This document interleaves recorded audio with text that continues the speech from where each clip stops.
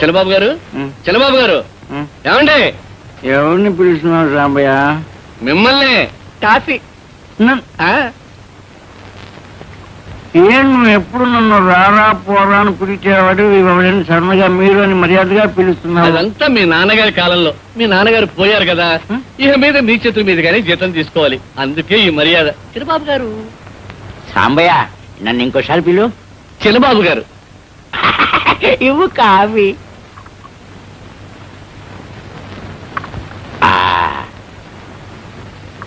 Good morning చిన్నబాబు గారు. ఏంటిది అందరూ మర్యాద ఇస్తున్నారే? ఇక నుంచి మా అందరికీ ఎస్టేట్ లో మీరేగా చిన్నబాబు గారు. అవును, మా నాన్న ఈ సంగతి నాకు ఎప్పుడు చెప్పలేదే. మేమందరం ఉన్నాగా, మిమ్మల్ని ఎస్టేట్ ని జాగ్రత్తగా చూసుకుంటామనే నమ్మకంతోనే ఏమీ చెప్పకుండా పోయారు. ఈ చెక్కులో సంతకం పెట్టండి. పెడదాంలే. చెక్కులో సంతకం ఎందుకు పెట్టాలి? బ్యాంకు నుంచి డబ్బు డ్రా చేసి మన వర్కర్స్ అందరికీ జీతాలు ఇవ్వాలి కదా, అందుకు. సంతకం పెట్టాలంటే నాకు మరి 100 రూపాయలు ఇవ్వాలి. సరే. దుంపుకేమో 10 రూపాయలు ఇవ్వాలి. సరే. ఇదంతా నీకు ఇష్టమేనా? ఇష్టమే. సరే.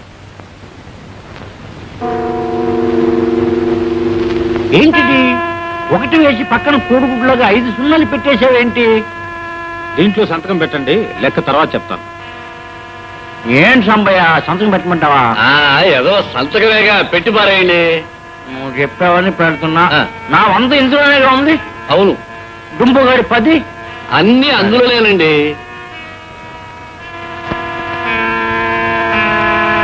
మేనేజర్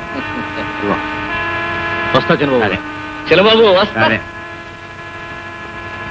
ఏంటి గొడవ? ఇంట్లో ఏదో తప్పున్నట్టుందే. నాన్న అప్పుడే చెప్పాడు, చదువుకోరా, లెక్కలు అవి చూసుకోరా నాయన అని. ఆయన మాట వినకుండా ఈ దుంపుగాడితో ఆడుకోవటం పొరపాటు అయిపోయింది. అమ్మని అన్నయ్యని తీసుకురావాలి. ఒకటి పక్కన 5 సున్నాలు పెడితే ఏమైంది? 1, 10, 100, 1000, 10,000. 10,000లో నా 100, దుంపుగాడి 10 తీసేస్తే ఇగో తలనొప్పిగా ఉండే. సరే, నా 100 నాకు వస్తుంది. కళ్యాణం, దిగులు పడకో. మనిషి పుట్టాక ఏదో ఒకరోజు చచ్చిపోవాల్సిందేగా. అలాగే మనిషి పుట్టాక ఏదో రోజు చేసుకోవాలి కదా పెళ్లి. నాన్నగారు బతుకున్నప్పుడేమో డ్రైవర్ కూతుర్ని పెళ్లి చేసుకోకూడదు అన్నారు. ఇప్పుడేమంటావు? అరే, మీ నాన్న పోయి 10 రోజులు కూడా కాలేదు, అంతలోనే పెళ్లి ప్రసక్తి అవచ్చా? ఆ దుఃఖంతా మర్చిపోవడానికే కదా నేను ఇప్పుడు పెళ్లి చేసుకుంటాననేది. సరే, ఇదిగో చూడు, ఇక మీద నువ్వు జాగ్రత్తగా ఉండాలి. ఆ మేనేజరు లింగప్పగాడు దేవాంతకులు తెలుసా? అవును, ఆ సాంబయ్య గారు ఎట్లా? అయ్యా, వాడు బంగారం అంటాడు. గోల్డ్ అంటే గోల్డ్ అనుకో, నా ఫ్రెండ్. సరే, ఎందుకైనా నువ్వు జాగ్రత్తగా ఉండు. ఇక మరే మేనేజర్ ఏమో మీ నాన్నని డ్రైవర్ గా పెట్టుకుంటావా నన్ను అడిగాడు. నేను సరే అన్నా. మా నాన్న చెప్పారు. అవును, మళ్ళీ నువ్వు ఆ లింగప్ప గారిని పనిలో ఎందుకు పెట్టావు? నేను ఎక్కడ పెట్టాను? బొట్టు కాటుగా పెట్టి పనిలోకి రమ్మని పిలిచానా? వాడే వస్తున్నాడు, వాడే పోతున్నాడు. పనిలోకి రావద్దని చెప్పాలంటే భయంగా ఉంది, చేసుకుంటాడేమో. అయ్యో, వాడికి నువ్వు భయపడుతున్నావా? ఇప్పుడు నువ్వు యజమాని కాదు. అదంతా నాకు భయమేం లేదు, కానీ రౌడీలాగా ఉన్నాడే, కలబడి కొడతాడేమో నాకు చిన్న డౌట్. కానీ రేపటి నుంచి చూడ ఎస్టేట్ చేతిలో ఉంచుకుని ఎంత గొప్పగా చెలాయిస్తాను. మేనేజర్, మేనేజర్, ఏం చిన్నబాబు గారు? నేను మద్రాసు పోవాలి. అడ్రస్ కిందకు? అదంతా నీకెందుకు చెప్పాలి? నేను పోవాలంటే పోవాలి అంతే. సరే, నేను కారు రెడీ చేస్తా. అయ్యో, అదేం వద్దు. నేను ఒక్కనే ధైర్యంగా పోగలను. మద్రాసుకు పోయే దారి మాత్రం చూపిస్తే చాలు. ఇక్కడి నుంచి బెంగళూరు బస్సులో వెళ్ళి అక్కడి నుంచి మద్రాసు రైల్లో వెళ్ళాలి. ఓ సరే, అప్పుడు బస్సుకి ట్రైన్కి టికెట్ కొనుక్కొనిరా. ఇదిగో మరే, ట్రైన్ లో పడుకొని పోయేట్టుగా ఉండాలా? ఏంటే తొందరగా పోయి తొందరరా. Yes sir. ఏమయ్యా మేనేజర్, ఎందుకు నన్ను ఊరికే పిలుస్తావు? నీకు వేరే పనే లేదా? కళ్యాణం సడన్ గా మద్రాసు పోతానంటున్నాడు. ఎందుకు అని అడిగితే బదులే చెప్పనంటున్నాడు. నాకు సందేహంగా ఉంది.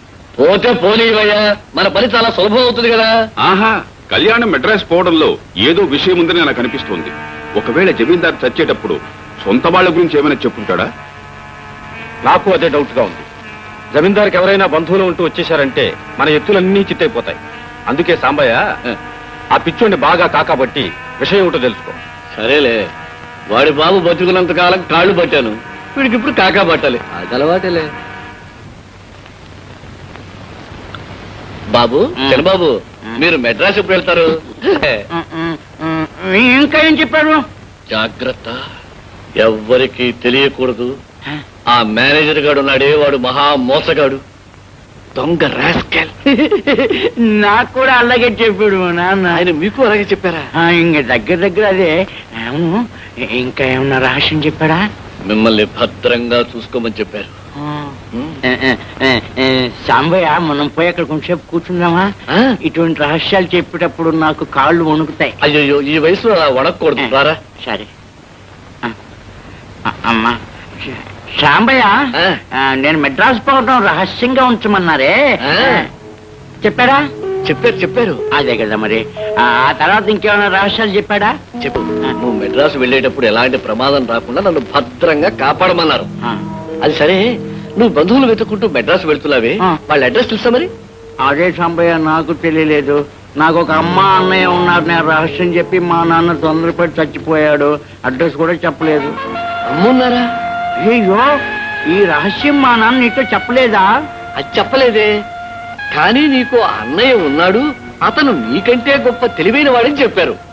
అది కాదు చిన్నబాబు, నువ్వు మెడ్రాస్ వెళ్లి వాళ్ళని కనిపెట్టి తీసుకువచ్చే లోపుగా మన మేనేజర్ ఉన్నాడే, వాడు ఇక్కడ ఉన్నదంతా చుట్టబెట్టేస్తాడు. అందుకని బుద్ధిమంతుల్లా నువ్వు ఇక్కడే ఉండు. నేను మెడ్రాస్ వెళ్లి గాలించి అమ్మని అన్నయ్యని తీసుకొస్తాను. Correct idea. లేదే, మేనేజర్ నువ్వు ఎక్కడంటే ఏం చెప్పాలా? మీ అమ్మని అన్నయ్యని వెతకడానికి వెళ్తున్నట్టు చెప్తానా? నేను మా ఊరికి వెళ్ళటానికి సెలవు కావాలనే నెపంతో సెలవు అడుగుతాను. నువ్వు దానికి ఒప్పుకున్నట్టుగా శాంక్షన్ చేయి.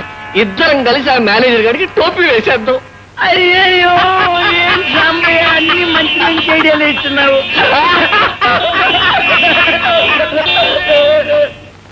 Manager, yes sir.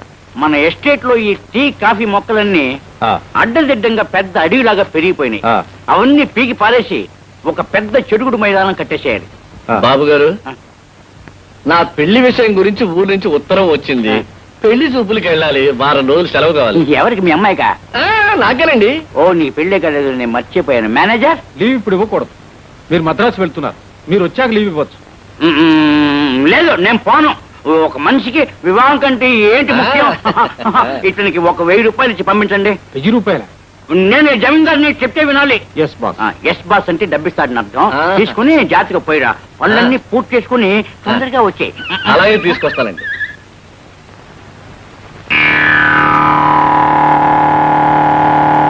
కళ్యాణం, కళ్యాణం, నేను చెప్పింది ఆ బుర్రలేని మేనేజర్ గారు నిజం నమ్మేశాడే. మన ఎత్తు ప్రకారం మీ అమ్మగారికి అన్నగారికి అన్ని వివరంగా చెప్పేసి తీసుకొచ్చేస్తాను.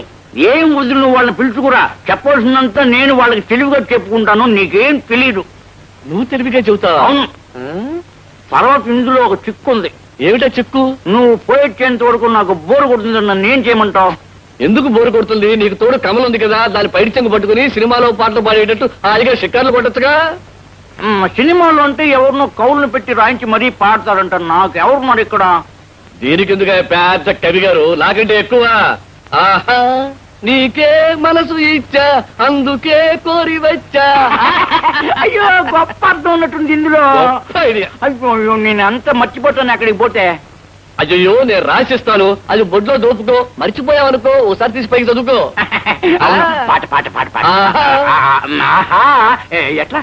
అరే, దున్నపూ తరిచినట్టుగానయ్యా. ఆహా, మనసు ఇచ్చా, అందుకే కోరి వచ్చా.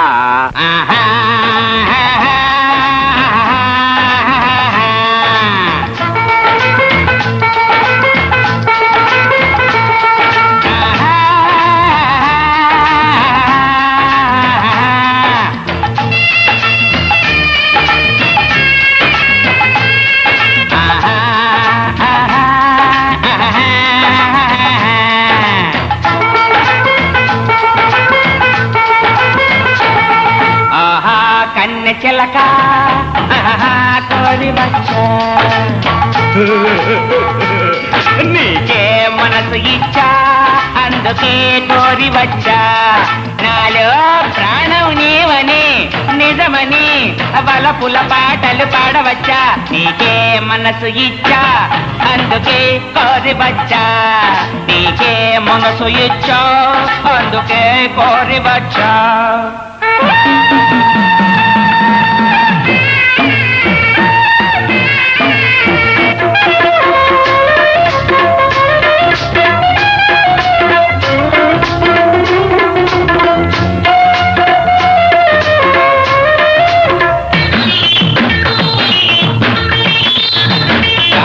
పోలిన నడకలో ఆ కాకిని పోలిన గొంతులో హంసను మించిన నడకలో కోకిలనే మించిన గొంతులో ఆశలు పొంగి పొంగి పొంగి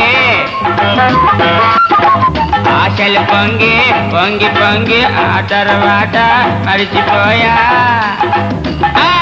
జ్ఞాపకం వచ్చ నాకు నీవు నా చిట్టి రాణి నీకే మనసు ఇచ్చా అందుకే కోరి వచ్చా నీకే మనసు ఇచ్చా అందుకే కోరి వచ్చా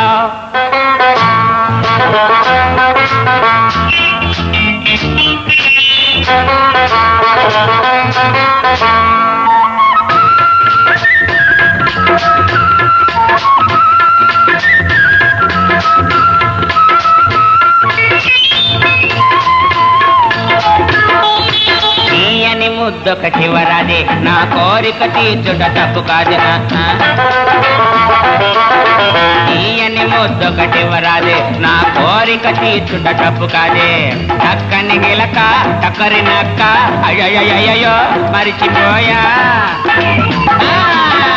చక్కని చిలక చక్కరి జింక రంగుల రవ్వ జాజి పువ్వ మనసు ఇచ్చా మోసే మోసుకొచ్చా నీకే మనసు ఇచ్చా అందుకే కోరి వచ్చా నీకే మనసు ఇచ్చా అందుకే కోరి వచ్చా